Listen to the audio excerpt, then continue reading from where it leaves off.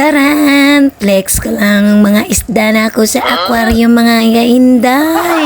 Ayan, parang lasing lang. Ayan, mga kainday. Nagluto na sad kami diri og munggos. Panihapon dahil ni namo mga kainday. Kay naman tay sponsor sa atong panod. Alabira magluto taning munggos. Pero ay sa mga kainday, sa ipakita sa inyo ang giunsa ni namo bago mi nakaluto og munggos. Maodi ay ni mga kainday. Sugo na ako akong anak. Pakuha og mga utanon sa bukid. Isang gabi na ka. Isa-isa. Unsa naman ni akong tingog. Huwag naman hinuod. Bahala lang mo da maminaw sa akong tingog. Kay nag-usab-usab na lang ini mga kainday. O sige, ato na sumpayan ang ang giluto gani. Hara. Nagpagkahuman ana. Nagdangog tuyubong. Para isago sa munggos mga kainday. Para daw kuno mula puto ara. Gilunod na dayon ina. Gimikos-mikos dayon ina. Para mula sa maayo. Lapot na. Butanga sad nato nagtugaba. Para mula laway sa ng atong munggos. Mangayo ka.